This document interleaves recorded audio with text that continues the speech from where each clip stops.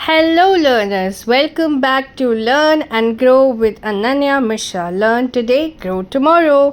First of all, thank you so much for sharing so much love on my previous video on respiration. So, in continuation with that, I am bringing another topic, that is transportation, which is very much the part of the same chapter, life processes. So we will continue with this chapter, क्योंकि इसमें क्या है कि कई बड़े बड़े topics हैं जिनको हम एक साथ अगर एक वीडियो में डालेंगे तो वीडियो बहुत लंबा हो जाएगा. सो मैं इसके जो टॉपिक्स हैं वो डिवाइड कर करके आपको अपलोड करूँगी. So this is the transportation video और transportation section in that chapter that we will learn today. Okay, so let's continue with the video.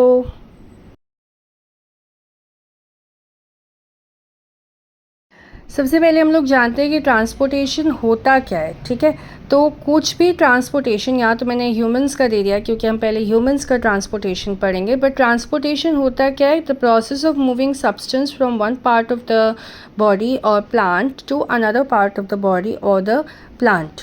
So here we are discussing first transportation in humans. So the process of moving substances like oxygen, nutrients, hormones and waste to and from different parts of the body. तो जैसे body में digestion कहीं पर हो रहा है, उस nutrient को ट्रांसपोर्ट करना है, तो वो प्रोसेस क्या होता है? वो होता है ट्रांसपोर्टेशन. सो ट्रांसपोर्टेशन को समझने से पहले हमें समझना होगा ब्लड को, क्योंकि ब्लड ही मेन ट्रांसपोर्टेशन करता है बॉडी में. तो ब्लड क्या है? हमने क्लास 9th में पढ़ा होगा कि it is a fluid connective tissue जो कि एक ब्लड वेसल के क्लोज्ड सिस्टम में सर्कुलेट होता है. ठीक है, तो ये एक कनेक्टिव टिश्यू होता है. कनेक्टिव टिश्यू क्यों बोलते हैं? क्योंकि ये एक बॉडी पार्ट में से दूसरे बॉडी पार्ट में न्यूट्रिएंट्स को पहुंचाता है, तो कनेक्ट कर रहा है. It is providing a link to it, so that is why it's a connective tissue and it circulates in a closed system of blood vessels. अब there are three main components of blood. One is plasma, जो liquid part होता है blood का, उसको हम plasma कहते हैं. Then there are blood corpuscles जैसे RBC and WBC, ये different functions perform करते हैं. And then there is platelets जो कि blood के clotting में help करते हैं और excessive bleeding को stop करते हैं. अब बात करते हैं RBC और WBC की और प्लेटलेट्स की थोड़ा सा डिटेल में. ठीक है, तो RBC का काम क्या होता है? ये एक आयरन कंटेनिंग रेस्पिरेटरी पिगमेंट होता है, हेमोग्लोबिन. इसके अंदर ये प्रेजेंट होता है और इनका मेन काम होता है ऑक्सीजन को ट्रांसपोर्ट करना, क्योंकि इसमें हेमोग्लोबिन प्रेजेंट होता है which has a strong affinity for oxygen. ठीक है, तो ये आयरन कंटेनिंग रेस्पिरेटरी पिगमेंट होता है हेमोग्लोबिन, जिसके अंदर ऑक्सीजन को कैरी करने की अफिनिटी होती है, and that's why RBC transports oxygen. Then there is white blood corpuscles और WBC. ये जो है बैक्टीरिया को इंजेस्ट करके उसे पूरी तरह से डिस्ट्रॉय कर देता है और ये इन्फेक्शन को स्प्रेड होने से भी बचाता है. देन देर इज़ प्लेटलेट्स जो कि ब्लड क्लॉटिंग में हेल्प करता है. हर कंपोनेंट जो भी ब्लड में प्रेजेंट होता है उसका अपना एक रोल होता है which keeps our body healthy and protected. Okay, now move on to the next slide. Now blood का फंक्शन क्या होता है? ब्लड डिफरेंट फंक्शंस परफॉर्म करता है जिससे हमारी बॉडी जो है वो हेल्दी और प्रॉपर्ली काम करती है. सबसे पहले है कि वो रेस्पिरेटरी गैसेस को ट्रांसपोर्ट करता है, ऑक्सीजन को लंग्स से सेल्स तक पहुंचाता है और कार्बन डाइऑक्साइड को टिश्यूज से, बॉडी से लंग्स तक पहुंचाता है टू गेट ऑक्सीजनेटेड और to get removed from our body. Then there is transport of nutrients that also is done by blood. So absorption in small intestine, digested food, ये सब जो absorption होता है and transport होता है वो blood करता है. Transport of waste products also, urea and uric acid to kidney. तो ये भी यूरिया और यूरिक एसिड भी ब्लड में डिज़ोल्व होकर किडनी में जाते हैं. Then it also provides defence against infection. जैसा कि हमने पिछली स्लाइड में बताया था कि जो WBC है that protects us against many infection because it is known for digesting and engulfing the bacteria. Now अब आता है बहुत ही important part which is human heart. इसका स्ट्रक्चर एकदम दिमाग में अच्छे से बिठा लीजिए। It's a muscular organ, it located in the middle of the chest. It has 4 chambers, 2 upper chambers जिसको हम एट्रिया कहते हैं, ये थिन वॉल्ड होते हैं, और 2 लोअर चैम्बर्स होते हैं जिनको वेंट्रिकल्स कहते हैं, राइट एंड लेफ्ट, और ये थिक वॉल्ड होते हैं। ये क्यों थिन वॉल्ड और थिक वॉल्ड होते हैं ये हम आगे के वीडियो में देखेंगे। और ये हार्ट का स्ट्रक्चर होता है। There are different arteries and veins involved. Now let us understand the function of heart और human heart anatomy. as you may see that I have drawn a well labeled diagram of heart. First of all हमने पहले ही पढ़ लिया कि heart में कितने chambers होते हैं। There are 4 chambers. As you can see there is right atrium, right ventricle, left atrium and left ventricle. So ये चैम्बर्स 4 इसलिए होते हैं क्योंकि हार्ट को ही दोनों ऑक्सीजन और कार्बन डाइऑक्साइड दोनों ट्रांसपोर्ट करना होता है ब्लड को। इसलिए हार्ट के अंदर डिफरेंट चैम्बर्स होते हैं to prevent the oxygen rich blood from mixing with the blood containing carbon dioxide. अब कार्बन डाइऑक्साइड रिच ब्लड जो है it has to reach the lungs for the carbon dioxide to be removed and the oxygenated blood from the lungs has to be brought back to the heart. ठीक है, जो हमारा carbon dioxide rich blood था उसे lungs तक पहुंचना ज़रूरी है ताकि जो कार्बन डाइऑक्साइड है वो लंग्स से बाहर निकल सके। ठीक है, और जो ऑक्सीजनेटेड ब्लड है वो लंग्स तक पहुंचना, वो लंग्स से बाहर निकलना ज़रूरी है ताकि वो हार्ट तक पहुंच जाए। And then the oxygen rich blood is transported to the rest of the body. Now let's understand the mechanism. जो ऑक्सीजन रिच ब्लड है या ऑक्सीजनेटेड ब्लड है that comes from the lungs to the thin walled upper chamber of the heart on the left, that is left artery. ठीक है, तो oxygenated blood आपका कहाँ से आता है? It comes through the pulmonary veins, वो पल्मोनरी वेन्स से आता है and it comes from the lungs to the left chamber of the heart और left atrium. Okay, now this left atrium relaxes when it is collecting this blood. It then contracts, ये contract करता है while the next chamber that is left ventricle उस blood को receive करता है। ठीक है, तो ये फर्दर ये कॉन्ट्रैक्ट करेगा और ये रिलैक्स करेगा क्योंकि इसे अपने अंदर ऑक्सीजनेटेड ब्लड लेना है। I have mention the red and blue sketch to differentiate where the red is the oxygenated blood and the blue is one is the deoxygenated blood or carbon dioxide rich blood. So first step is कि pulmonary vein से oxygenated blood आता है left atrium में और left atrium उसको contract करके कहाँ भेजता है? लेफ्ट वेंट्रिकल में।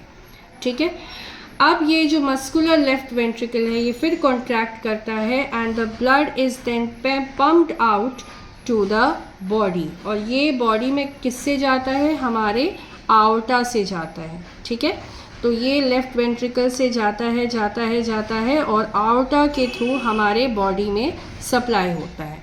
ठीक है, so aorta is the artery जो कि इस ब्लड को throughout our body supply करता है। ठीक है, now the deoxygenated blood comes from the body to the upper chamber on the right atrium. Please ignore, I have written by mistake left atrium, it is right atrium. So deoxygenated blood जो है वो right atrium में आता है और कहाँ से आता है? It comes from the superior vena cava. ठीक है, तो वो superior vena cava से आता है and it comes from the body to the upper chamber on the right atrium. और ये राइट आर्ट्रियम फर्दर कॉन्ट्रैक्ट करता है और लोअर चैम्बर में भेजता है which is right ventricle, and ये राइट वेंट्रिकल फिर से कॉन्ट्रैक्ट करता है and it sends it to the pulmonary artery. ठीक है, ये डीऑक्सीजनेटेड ब्लड जाता है पल्मोनरी आर्टरी में और ये पल्मोनरी आर्टरी जो है इस ब्लड को लंग्स में पहुंचाता है ताकि ये ऑक्सीजनेट हो पाए। ठीक है, तो इस तरह से आपका ये पूरा प्रोसेस होता है। और since ventricles have to pump blood into various organs where in the body and the lungs, तो इसलिए जो वेंट्रिकल्स की वॉल्स होती हैं वो थोड़ी मस्कुलर होती हैं, और ये वॉल्स का काम क्या होता है, ये ट्राइकस्पिड वॉल होती है and this is bicuspid valve. In walls का काम ये होता है कि अगर एक बार इसमें ब्लड आ गया तो वो वापस उस चैम्बर में ना जाए, उसे वो जहाँ जाना है वहीं जाए, मिक्सिंग ना हो, ठीक है। सो ये मैकेनिज़्म होता है हार्ट का। अगेन हम रिवाइज कर लेते हैं क्विकली। जो पल्मोनरी वेन्स होती हैं ये ऑक्सीजनेटेड ब्लड लाती हैं कहाँ से, लंग्स से, और लंग्स से लाती हैं लेफ़्ट आर्ट्रियम में, लेफ़्ट आर्ट्रियम से आता है ये लेफ़्ट वेंट्रिकल में, लेफ़्ट वेंट्रिकल से जाता है ये to all parts of the body through aorta, and the deoxygenated blood comes from superior vena cava to the right atrium, and from here it goes to right ventricle to be transported to the lungs for oxygenation through pulmonary artery, ठीक है। सो हमें बिल्कुल ध्यान से इस diagram को समझना है, इस एनाटॉमी को समझना है। एक बार अगर आपने इसको समझ लिया तो हमेशा के लिए आपको हार्ट एनाटॉमी कहीं से भी कोई भी कुछ भी पूछ लेगा, आप कभी कंफ्यूज नहीं होंगे, ओके।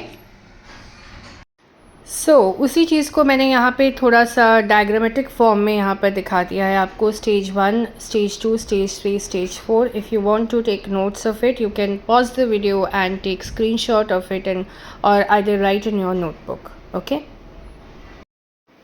वर्किंग ऑफ हार्ट को मैंने एक फ़्लो चार्ट के फॉर्म में भी समझाने की आपको कोशिश की है, तो आप इसको देख सकते हैं कि पहले सुपीरियर इंफीरियर वेना कावा से आपके राइट आर्ट्रियम में कौन सा ब्लड जाता है, डीऑक्सीजनेटेड ब्लड जाता है, फिर वो राइट वेंट्रिकल में जाता है और पल्मोनरी आर्टरी के थ्रू लंग्स में जाता है, एंड ऑक्सीजनेटेड ब्लड वो पल्मोनरी वेन से आता है अंदर लेफ़्ट आर्ट्रियम में और वहाँ से लेफ़्ट वेंट्रिकल में जाता है, and from there it goes to आउटर to the rest of the body.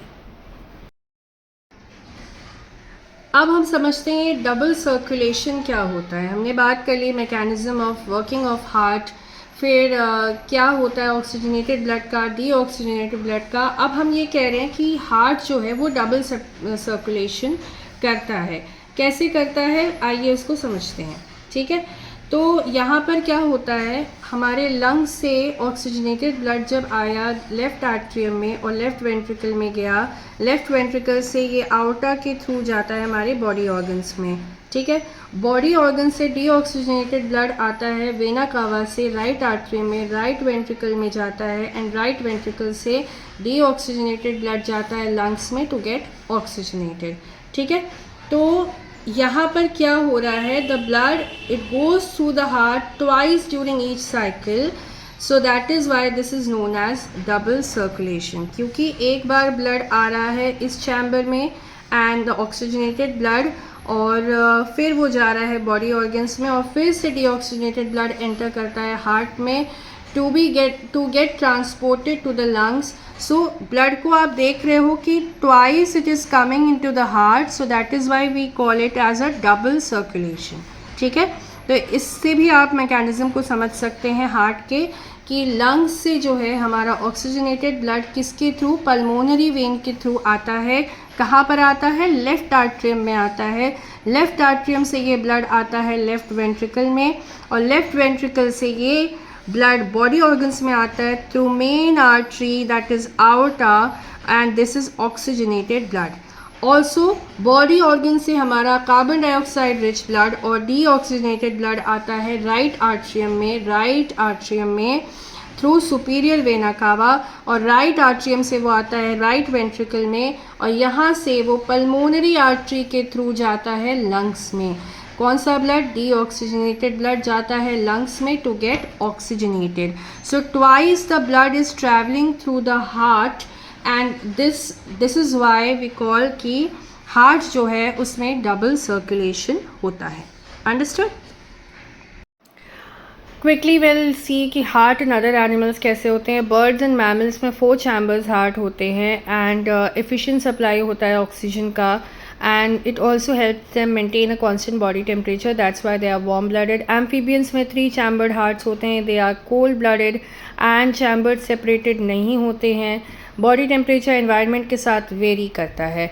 fish में 2 chambered hearts होते हैं, they are oxygenated in the gills and they pump in the heart only once. और हम देखते हैं आर्टरीज और वेन्स में क्या डिफरेंस होता है। There are two kinds of blood vessels, we have already discuss. तो आर्टरीज जो होते हैं वो थिक और इलास्टिक होते हैं, वेन्स जो होते हैं वो थिन और लेस इलास्टिक होते हैं। आर्टरीज की लोकेशन डीप सीटेड होती है and veins near the surface होता है, सुपरफिशियल होता है। ब्लड फ्लो आर्टरीज का अवे फ्रॉम द हार्ट होता है एंड वेन्स का टूवर्ड्स द हार्ट होता है। ब्लड टाइप ऑक्सीजनेटेड ब्लड होता है आर्टरीज में, except for the pulmonary artery, वेराज blood type veins में डीऑक्सीजनेटेड ब्लड होता है except for the pulmonary veins. Arteries में वॉल्व्स एब्सेंट होती हैं, वेन्स में वॉल्व्स प्रेजेंट होती हैं। So this was a detail and very crisp feature difference between arteries and veins.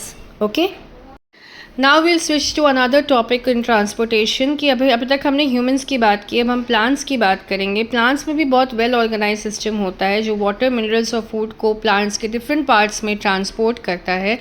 xylem, phloem, roots सब के बारे में हम अब discuss करेंगे वन बाय वन। तो इसमें हमारे जो ट्रांसपोर्ट होता है प्लांट्स में, they have a very specialised conducting tissues जो कि अलग अलग होते हैं for different things to be transported within the plants. जैसे कि जाइलम जो होता है वो वाटर ट्रांसपोर्ट करता है एंड डिसॉल्व्ड मिनरल ट्रांसपोर्ट करता है upwards from the roots to different parts of the plants. ठीक है, जाइलम जो है वो 4 तरीके के सेल से मिलके बना होता है, tracheids, vessels, xylem fibres and xylem parenchyma. Phloem जो है वो फूड डिस्ट्रीब्यूट करता है that is prepared in the leaves and it is transported to different parts of the plant. So यहाँ पर difference in movement of substance है कि xylem जो है वो रूट से ऊपर की तरफ जाता है, it moves upward, and phloem जो है that moves from leaves to all the parts, so it moves downward. तो ये चीज़ आपको डिफरेंस याद रखना है कि कौन सा टिश्यू प्लांट में क्या ट्रांसपोर्ट करता है and what is the movement also. अब हमने जाइलम और फ्लोएम की बात तो कर ली, अब इसके बीच में हम डिफरेंस पता कर लेते हैं। ये तो हमें पता लग गया कि जाइलम जो है वो वाटर और मिनरल ट्रांसपोर्ट करता है एंड फ्लोएम जो है वो फूड ट्रांसपोर्ट करता है। जाइलम का जो ट्रांसपोर्ट होता है वो पैसिव होता है और फ्लोएम का जो ट्रांसपोर्ट होता है वो एक्टिव होता है। जाइलम के जो वेसल्स और ट्रकीड्स होते हैं वो डेड सेल्स होते हैं और जो फ्लोएम में सीव, ट्यूब और कंपेनियन सेल्स होते हैं वो लिविंग सेल्स होते हैं। जाइलम टिश्यूज़ में 4 टाइप्स ऑफ सेल्स होते हैं, vessel, tracheid, xylem fibres and xylem parenchyma. Phloem tissue has 2 main types of cells namely sieve tubes and companion cells. तो ये मेजर डिफरेंस होता है आपका जाइलम और फ्लोएम में, बट मेजरली आपको ये याद रखना है कि जाइलम जो है वो water and mineral salt transport करता है, फ्लोएम जो है वो फूड को ट्रांसलोकेट करता है in aqueous form from leaves to different parts of the plant. Okay, अब हम बात करेंगे ट्रकीड्स और वेसल्स के बीच में डिफरेंस। जो हमने अभी पढ़ा कि ट्रकीड्स जो होते हैं वो इलांगेटेड नैरो सेल्स होते हैं विद टेपरिंग एंड्स। ठीक है, इनकी वॉल्स लिग्निफाइड होती है and it contains pits and water moves from one tracheid to another. ये दोनों जाइलम का ही पार्ट होते हैं but there is a difference between them. Vessels क्या होते हैं? They are long tube like structure which are joined end to end. ठीक है, and they have also lignified walls with pits and they have open end walls that allow rapid water flow from one vessel to another. ठीक है, की difference ये है कि vessels जो है वो वाटर को फास्टर ट्रांसपोर्ट करते हैं और ट्रकीड्स जो है वो स्लोली। अब यहाँ पर अगर हम एक फ्लो चार्ट देखें कि किस तरह से वाटर और डिज़ोल्व मिनरल ट्रांसपोर्ट होते हैं, तो रूट हेयर क्या करता है, वो वाटर को एब्जॉर्ब करता है, मिनरल्स को एब्जॉर्ब करता है from the soil, then it is absorbed by, it enters the xylem tissue. These water and dissolved mineral, they enter the xylem tissue. Then water and minerals, they move upward through the xylem. Then ultimately it reaches the leaves. ठीक है, तो ये पूरा आपका procedure होता है the transport of water and dissolve minerals. अब एक हमें समझना है कि जो स्टोमेटा में जब लीव्स में ये वाटर पहुंचता है तो वहाँ पर क्या होता है कि इवेपोरेशन होता है वाटर का from the surface of leaves through stomata, क्योंकि ऑब्वियसली सनलाइट पड़ती है तो वाटर इवेपोरेट करता है। लेकिन रूट्स क्या करते हैं, they take up the water again due to transpiration pull. अब ट्रांसपिरेशन पुल क्या होता है? It helps in the continuous upward movement of water and minerals from roots to all parts of the plant. तो ये continuous procedure हमारा चलता रहता है। अब फूड ट्रांसपोर्टेशन में दो चीज़ें होती हैं। एक तो होता है फोटोसिंथेसिस, जो हम सबको पता है कि जो लीव्स होते हैं वो अपना खाना खुद बनाते हैं in the help of light, और जिसको हम फोटोसिंथेसिस कहते हैं। ट्रांसलोकेशन क्या होता है? जो लीव्स में खाना प्रोड्यूस हुआ उसको various parts of the plant में ट्रांसपोर्ट किया जाता है, और इस प्रोसेस को हम ट्रांसलोकेशन कहते हैं। ठीक है, तो फोटोसिंथेसिस मतलब लीव्स में खाना प्रोड्यूस हुआ, एंड ट्रांसलोकेशन वो खाना लीव से ट्रांसपोर्ट हुआ to various parts of the plant. इस प्रोसेस को हम ट्रांसलोकेशन कहते हैं। So that brings us to the end of this section also. Hope you have understood the concept clearly.